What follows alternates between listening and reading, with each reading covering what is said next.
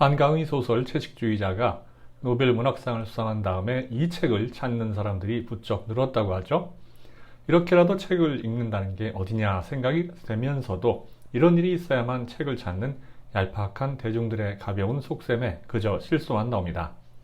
노벨상 수상 소식 이전에는 이런 책이 있는지도 모르던 사람들이 수상 소식을 듣고 나서 호기심에 구매한 후 과연 몇 명이나 완독을 할 것이며 그 중에 어느 정도가 이 책에 담긴 저자의 메시지를 이해할지 그리고 만족할지 궁금해집니다. 한강 작가가 노벨 문학상을 수상했다는 소식은 온 국민이 다 함께 기뻐하고 축하해야 하는 훌륭한 업적입니다. 사촌이 땅을 사면 배가 아프다고 이번 수상 소식을 폄하하고 비꼬는 경우가 없지 않은데 그럴 시간에 국내 신춘문예라도 통과한 후에 감나라 배나라 하기를 바랍니다. 전 세계 어딜 가도 사람 눈은 다 비슷하니까요. 하지만 노벨 문학상 수상 소식과 그녀가 쓴 작품의 대중적 흥미성은 별개의 문제라고 생각합니다. 무슨 말이냐면 채식주의자가 일반인들, 특히 책 읽지 않기로 유명한 우리나라 사람들이 흥미롭게 읽을 수 있는 책인지는 확신할 수 없다는 의미입니다. 이런 말을 하는 이유는 책을 어지간히 읽은 독자라도 문학상을 탄 작품들을 재미없게 느끼는 경우가 많아서입니다. 노벨 문학상의 경우 문학적 깊이와 실험성, 혁신성 등이 심사 기준이기에 수상작들이 실험적이고 난해한 문체나 구조를 가진 경우가 많아서 일반 독자들이 좋아하기 쉽지 않습니다. 쉽게 말해 상업성이나 대중성보다 문학성을 중시한다는 겁니다. 책의 주제 역시 역사적 트라우마나 인간 존재의 본질과 같은 무거운 주제를 다루며 상징이나 은유 등을 복합적으로 사용하기에 대중소설에서 느끼는 오락성을 원하는 독자들에게는 부담스러울 수 있습니다. 그래서 소설을 읽는 대신 이 소설을 기반으로 찍었다는 영화를 먼저 봤습니다. 아무래도 영화가 시각적으로 진행하기에 이해가 더 쉬우니까요. 원래 2010년에 만들어진 작품인데 노벨 문학상 수상을 기념해서 CGV 영화관에서 한시적으로 재상영 중입니다. 2010년 처음 개봉했을 때 흥행 성적은 관객 평점이 10점 만점에 4.94, 전국 19개 영화관에서 개봉해서 4,135명의 관객을 동원하는 데 그쳤습니다. 이무성 감독은 2011년에도 한강 작가의 중편소설 아기부처를 각색해서 흉터라는 영화로 개봉했는데 이때 성적은 동원 관객 426명입니다. 아무리 대중성이 미흡하고 저예산 독립영화라고 해도 좀 심하네요. 이 수치만 봐도 이 영화에 뭔가 문제가 있다고 느꼈습니다. 성격 급한 사람들을 위해 결론부터 이야기하자면 영화는 소설과 전혀 다를 거라고 이야기할 수 있습니다. 이야기의 흐름은 원작 소설에서 크게 벗어나지는 않지만 관객이 느끼는 감성은 이게 노벨상을 받을 만한 수준이야? 라고 생각하게 되거든요. 감독이 원작 소설의 주제와 메시지를 완전히 잘못 해석했거나 아니면 영화를 대중적으로 재해석해서 말초적인 오락 영화로 만들려고 했거나 그것도 아니면 연출 능력이 부족해서 제대로 하고는 싶었는데 뜻대로 되지 않았거나 세 가지 중에 하나라고 봅니다. 특히 두 번째처럼 주제의식이 깊이 담긴 영화에서 성적인 요소만 강조할 경우 그냥 야한 영화처럼 표현되는 경우가 적지 않은데요. 이와 비슷한 최근 사례를 들자면 중국을 대표하는 소설가 옌랭커의 소설 인민을 위해 복무하라를 장철수 감독이 연출한 작품이 그랬습니다. 영화를 보면 남는 건 두 남녀의 질펀한 성애 장면밖에 없었죠. 원작 소설이 난해하고 복잡한 상징과 은유를 사용해서 이해하기 어렵고 재미가 없을지언정 지향하는 목표와 전달하고자 하는 메시지는 영화와는 다를 거라고 확신합니다. 영화는 원작 소설과 구성부터 다릅니다. 소설은 채식주의자, 몽고반점, 나무불꽃 등 중편소설 3권이 하나로 묶여서 하나의 장편을 이룹니다. 각 중편소설의 화자가 모두 다른데요. 채식주의자에서는 갑자기 육식을 거부하게 된 영애를 바라보는 남편이 화자입니다. 몽고반점에서는 처제인 영애를 성적 욕구 대상으로 삼는 예술가 형부 민호가 화자이고 나무불꽃에서는 나뭇가지처럼 말라가는 영애를 찾아간 언니 지혜가 자매의 이야기를 들려줍니다. 화자를 소설마다 바꾼다는 건 해당 화자의 내면을 더욱 깊이 들여다보는 장점이 있습니다. 이 소설이 억압에 대한 저항과 자유를 주제로 삼고 싶었다면 최선의 방법을 찾은 셈이죠. 영화는 다릅니다. 구성은 구분되지 않고 하나의 이야기로 이어집니다.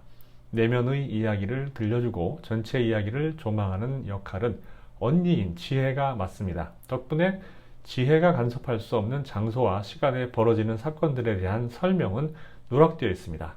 그래서 영애가 왜 갑자기 육식을 포기하는지, 형부를 왜 받아들이는지에 대해서 알 수 없습니다.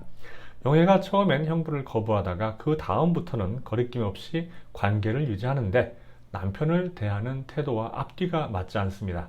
남편은 고기 냄새 난다고 옆에 눕는 것도 거부하면서 형부는 고기 냄새가 안 난다는 겁니까? 형부도 채식주의자예요? TV 막장 드라마나 다를 바 없는 전개입니다. 흰 옷을 입은 남자들이 영애를 어디론가 끌고 갑니다. 그 다음에는 영애가 영양실조와 정신병으로 병원에 입원했습니다. 영애의 언니 지혜가 병문안을 와서 동생을 바라보면서 이야기는 과거로 돌아갑니다. 영애는 평범한 주부였습니다. 어느 날 악몽을 꾸었다며 남편에게 채식을 선언합니다. 다이어트나 환경보호를 위해 비건을 고집하는 경우도 드물지 않기에 충분히 그럴 수 있습니다. 그런데 채식을 남편에게도 강요하며 냉장고에 있는 육류를 다 버립니다. 남편은 제발 계란 후라이라도 해달라는데 계란마저 버렸답니다. 남편에게 고기 냄새가 난다며 관계도 거부합니다. 결혼한 남자라면 남편 입장에 충분히 공감하기 때문에 짜증이 나기 시작합니다. 남편은 처형인 지혜에게 사정합니다. 지혜는 바쁜 중에도 동생인 영애를 보기 위해 찾아옵니다. 그런데 도대체 영애가 왜 육식을 거부하는지 명확한 이유가 보이지 않습니다. 꿈 때문이라는데 무슨 꿈인지도 보여주지 않습니다. 원작에 대한 지식이 없다면 영애를 지나치게 예민한 성격의 소유자이거나 정신병자로 봐도 할 말이 없을 정도입니다. 식구들이 모여서 밥 먹는 자리에서 아버지는 영애에게 강제로 고기를 먹이려다 뜻을 이루지 못하자 따귀를 때립니다. 사실 이 장면도 어이가 없더군요. 세상 어떤 아버지가 고기 안 먹는다고 성인이 된 자녀를 때립니까? 감독도 말이 안 된다 싶었는지 영애와 지혜의 어린 시절에 아버지가 엄마를 폭행하는 과거를 보여줍니다. 한마디로 아버지가 폭력 남편이었고 아직도 정신 차리지 못했다 이겁니다. 영애는 따귀를 맞고도 칼로 자해하며 채식에 대한 의지를 굽히지 않습니다. 영애는 응급실로 이송되어 입원 치료를 받게 됩니다. 영애의 남편은 더 이상 견디다 못해 이혼을 결정합니다. 지혜는 제부를 설득하려 하지만 그 상황에서 참을 수 있는 남편이 과연 몇이나 될까요? 영애의 형부 민호는 비디오 아티스트입니다. 민호는 영애의 변화된 모습에 관심을 갖게 됩니다. 웃기는 건 처제인 영애가 형부인 민호 앞에서 알몸을 드러내고 아무렇지도 않게 옷을 갈아입는다는 겁니다. 민호가 영애에게 나체 모델이 되어달라고 요청을 할 수 있는 건 아마도 이런 이유 때문이었을 겁니다. 민호는 영애의 나신에 꽃을 그리고 비디오 촬영을 합니다. 비슷한 일을 하는 후배를 불러 옷을 벗고 영애를 껴안게 한 후 비디오를 찍으면서 실제로 성행위를 하라고 요구합니다. 후배는 화를 내며 포르노를 찍자는 것이냐며 떠납니다. 민호는 영애와 성관계를 맺습니다. 후배에게 비디오 카메라 앞에서의 성행위도 예술의 일부라고 했으니 그의 행동도 예술일까요? 개똥 같은 소리입니다. 이런 게 예술이면 서양의 포르노, 일본의 AV도 모두 예술이 아닐 수 없습니다. 사실 영화계에서 혹은 연예계에서 이런 구실로 성착취를 하는 경우가 많았다는 사실을 우리는 알고 있습니다. 예술과 외설은 행위자의 양심 한 끗 차이에서 결정되는 겁니다. 돈 못 버는 예술가 남편을 대신해서 생계를 책임지며 묵묵히 내조를 해오던 지혜는 좀처럼 연락이 되지 않는 남편을 찾아왔다가 남편과 여동생의 행위가 녹화된 비디오를 보고 절망합니다. 가족관계라는 건 이제 더 이상 의미가 없죠. 이 장면을 보고 느낀 건 사람은 적당한 책임과 의무가 있어야 딴짓을 하지 않고 현실에 충실할 수 있다는 사실입니다. 돈 잘 벌고 헌신적인 아내를 두게 되니까 행복한 줄 모르고 예술한다고 처제와 바람을 피우는 거겠죠. 평생을 신뢰하고 함께하겠다는 단 한 사람을 위한 약속마저 제대로 지키지 못하는 놈이 예술은 무슨 예술입니까? 영애는 정신병원에 입원하고 의사들은 강제로 음식을 주입하려 하지만 피가 역류하며 실패합니다. 영애는 음식 섭취를 거부한 채 햇빛만 찾습니다. 두 팔을 들어 나뭇가지처럼 자세를 취합니다. 지혜는 가족에 대한 책임감과 개인의 욕구 사이에서 갈등합니다. 동생을 이해하려 노력하지만 어려움을 겪습니다. 앰뷸런스를 타고 영애와 함께 가면서 모든 것이 꿈일 수 있다고 되뇌입니다. 여기서 지혜가 말하는 꿈은 과연 무엇을 의미할까요? 지금 지혜가 겪는 고통을 회피하기 위한 현실과 비현실 사이의 모호한 경계이자 현실의 고통과 억압에서 벗어나려는 무의식적 욕구가 아닐까요? 한편으로는 아무리 노력해도 실패로만 돌아가는 영애와의 소통 불가능으로 인한 벽과 그로 인한 좌절감일지도 모르겠습니다. 혹시 소설 말고 영화만 본 분들은 어떻게 이 장면을 해석했는지 궁금하네요. 채식주의자라는 제목은 단순히 육식을 하지 않는 비건을 뜻하는 게 아닙니다. 사회의 폭력과 억압에 저항하는 한 인간의 극단적인 선택을 상징합니다. 채식을 선택하는 것은 존재 방식에 대한 근본적인 질문이자 기존 질서에 대한 저항의 표현입니다. 이렇게 보면 그토록 절실하게 채식을 고집하는 이유를 어렴풋이 짐작할 수 있습니다. 영화는 그런데 그런 점이 별로 보이지 않습니다. 영애가 왜 채식을 고집하는지 이유가 명확하게 드러나지 않고 그저 육식이 싫다는 식으로 전개되기 때문에 어떤 가치나 믿음을 위한 절박한 시도로 보기 어렵습니다. 극단적으로 말하자면 거식증 환자가 음식을 거부하는 것과 똑같이 보입니다. 이러한 결과는 작가가 원작에서 그려낸 영애의 추상적인 내면 세계를 시각적으로 변환하지 못한 감독의 능력 부족으로 야기됐을 가능성이 큽니다. 동생을 보호하고 남편에게 헌신하려다 두 사람 모두에게 배신당하는 지혜의 역할이 생각 이상으로 비중이 커지면서 관객들의 시선은 답답하게 고집만 부리고 이해하지 못하는 행동만 하는 영애보다는 지혜를 집중하게 됩니다. 이러한 변화는 원작의 메시지를 반대로 그려낼 여지가 있습니다. 즉, 체제와 질서에 대한 저항을 하고자 하는 영애와 민호는 상식적인 역할과 책임마저 감당하지 못하고 민폐만 끼치며 그들로 인해 가장이자 아내의 역할을 다하려는 영애의 남편과 지혜는 배신당하고 희생하며 아파하는 인물로 그려지는 것이죠. 여러분들은 누구의 입장에 더 공감할 수 있습니까? 영화를 본 감상을 요약하자면 이 영화만 봐서는 원작에 대한 평가를 제대로 할 수 없다고 느꼈습니다. 소설 원작을 몸통으로 가정할 때 이제 겨우 깃털의 끝을 잡았다고 할까요?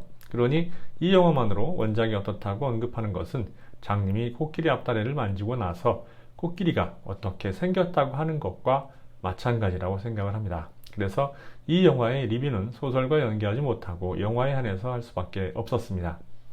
영화에서도 물론 인상적인 장면이 없지는 않습니다.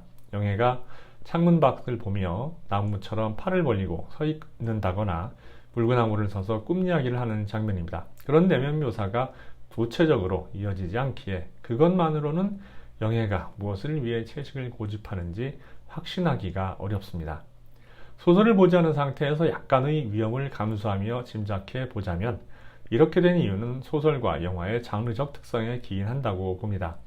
텍스트를 통해 인간 심리를 풍부한 상징과 은유로 비유하며 서술할 수 있는 소설과는 달리 영화는 추상적인 면을 시각적으로 드러내야 하다 보니까 표면적인 사건 위주로 전개할 수밖에 없다는 한계가 분명하니까요. 강압적인 체제를 상징하는 아버지가 영애의 따귀를 때리는 모습이나 영애를 이해하지 못하는 남편의 이혼 제기가 아마도 이런 한계일 수 있겠죠. 이러한 차이점도 인해서 소설 독자와 영화 관객은 같은 이야기를 완전히 다르게 경험할 가능성이 높습니다. 소설 원작을 충격적이지만 흥미롭고 새로운 접근이자 서술 방식으로 받아들인 독자라면 이 영화는 차라리 보지 않는 걸 추천합니다. 깊이 있는 성찰은 거의 없는 거식증 환자의 투쟁기처럼 보일 수 있으니까요. 시간이 나면 제 짐작이 맞는지 확인하기 위해서 소설 원작을 읽어볼 생각입니다. 혹시 저처럼 소설은 보지 않고 영화만 본 분들이 있다면 댓글로 리뷰를 달아주시길 바랍니다. 비난 말고 비평 기다리겠습니다.